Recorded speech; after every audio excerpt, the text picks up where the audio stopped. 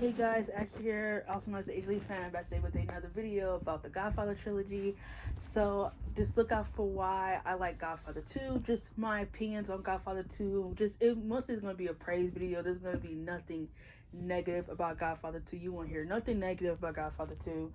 And well, I like Mark Corleone, and I actually have more Al Pacino videos coming out. I'm going to be discussing his 80 eras of film, and I'm going to be ranking his 90s eras of film because I just finished off his 90s movies. So look up for those videos coming soon, and I will write them down in order I don't forget to make them. So today I'm going to be reacting to some unpopular opinions about The Godfather, the first film, or most of these opinions are about the first movie. To me, that's what it looks like. So I'm going to just decide. I'm going to just rant about why I don't agree with his opinions. Just me personally. People are allowed to feel how they want to feel, but just like everybody else, I feel a certain way too. So the first opinion is that the pacing is terrible, and this person says that the pacing of the first part of the series is atrocious. They argue that the movie story doesn't warrant its 3-hour minute time and that it could have been told in a much shorter movie. You see, this is the problem I have with people's opinions, is that they say things like this and they don't even tell you what they're trying to say. Like, how does this tell me that the pacing is terrible? The movie is telling you each character, even though we're following Michael Corleone really and his corruption on him joining his family, we're watching a man who wanted nothing to do with his family's business, the crime of life, to him becoming everything he wanted to kind of step away from. Well, even though, like I said, Michael Corleone is the most interesting character here, we're also getting to know Tom, we're getting to know Fredo, we're getting to know Vito, we're getting to know Connie, we're getting to know the 5 other families. There's so much other stuff going on in this movie. It's so much more going on than just about Michael. It's so much more about loyalty and family and what are you willing to do. It's about the moral code, your moral compass. It's so much else going on in this movie. We have kills. We have Carlos setting up Connie's brother for murder by Barzini. Like, there's so much else going on in this film. We have Michael trying to figure out why Salazzo and McCuskey will have his father killed. Like, there's so much going on in this film. I definitely don't agree with this. The pacing is absolutely great. The 3-hour runtime, really, you get to know these characters, you get to know the storyline. Like I said, it's not just about, even though the storyline is really mostly about Michael, it's still other stuff going on. And like I said, that's that stuff too. Michael and Sicily, him marrying Apophomia and her getting killed in a bomb, her getting killed in a car because of a bomb that his bodyguard set up because he took a bribe from Barzini. Like, it's just so much other stuff going on. It's like, I don't agree with this. So I don't agree with this. Okay, the second one, it doesn't do a good enough job of explaining who the characters are. Listen. There is a lot of characters in these films. I'm not saying I agree with this opinion. There are a lot of characters. There are certain characters who and of course in movies like this, they're not gonna have as a big enough effect on you or a big enough effect on the plot at all. Like a character like Kay. I hate Kay with a passion. I cannot stand Kay. She's not a part of the plot, but she's part of Michael's story.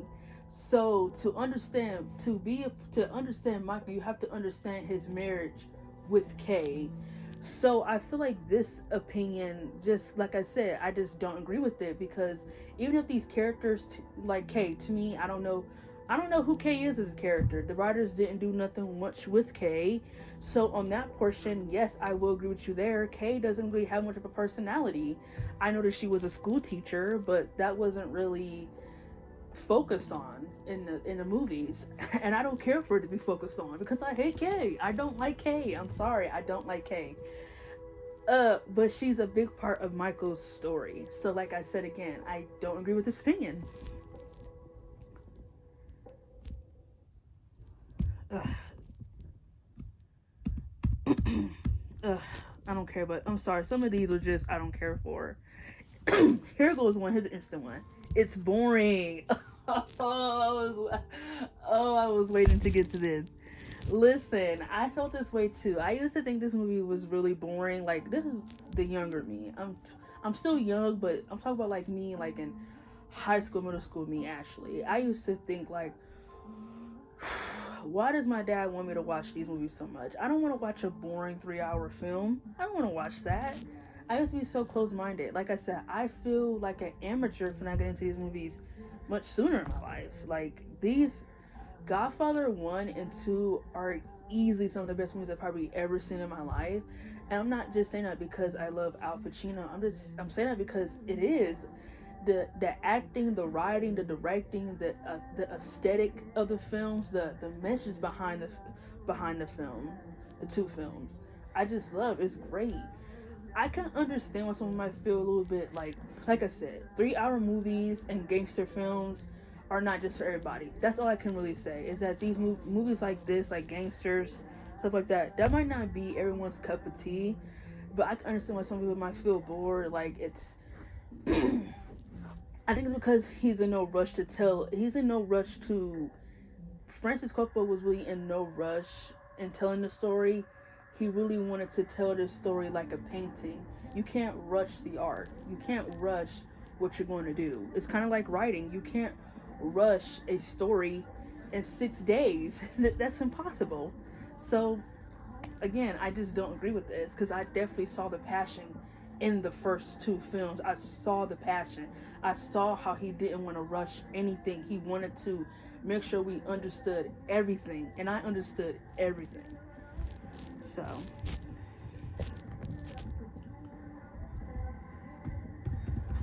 here goes one. Al Pacino's performance is better than Marlon Brando's. I mean, is this really an unpopular opinion? Because me personally, when I think of the Godfather films, I think of Al Pacino. I think of Michael Corleone. Not to have anything against Marlon, but Marlon Brando was just as good as Al Pacino, honestly. And just for a record, because people might not know this, Godfather was not Al Pacino's first movie. A lot of people think that, but it's not. Al Pacino's first movie was The Panic in Needle Park. That was his first leading role. Just in case people don't know that, because a lot of people think that it was Godfather, but it wasn't. And even he mentioned in his movie, him going down his iconic performances, that Godfather was not his first film. They didn't want him in Godfather because he wasn't known. At that time, all he done was plays, and he did that, and he wasn't really known. He didn't really do any other movies. So Godfather was his first real break. And for him to be that young, he was like 32, to get an iconic role like this and to lead a franchise. How many actors can say they done that?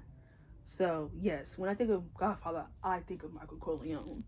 I still love Vito Corleone. He's just as an interesting character. I mean, and Marlon Brando's voice is iconic. Come on.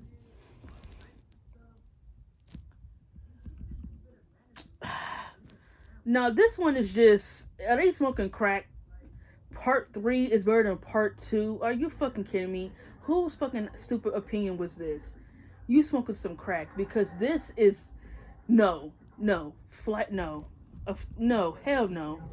Part 3 sucks. Okay, so that's all the unpopular opinions about Godfather.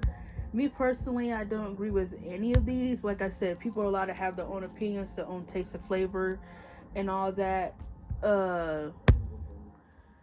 Me personally, I really loved The Godfather. I love 1 and 2 personally. And the only thing I want to say in closing is that if Godfather is so boring, why do other movies try to copy what Godfather laid the groundwork for?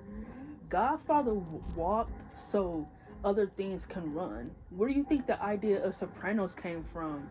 Goodfellas, Scarface, Carlito's Way, Casino. There's probably more that I'm forgetting. Irishman.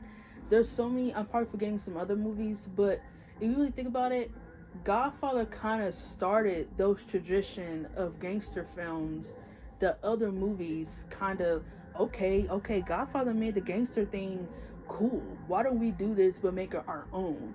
And that's how we got movies like Scarface, Casino, and Goodfellas, and Donnie Brasco, and all those type of movies. So, I mean, that's how you got a TV show like Sopranos. I mean, think about it. So that's what I have to say. If Godfather is such a boring film, why do other TV shows and movies try to copy the concept? But anyway, look out for the more other Godfather topics that I'm going to be doing, and just have a great day.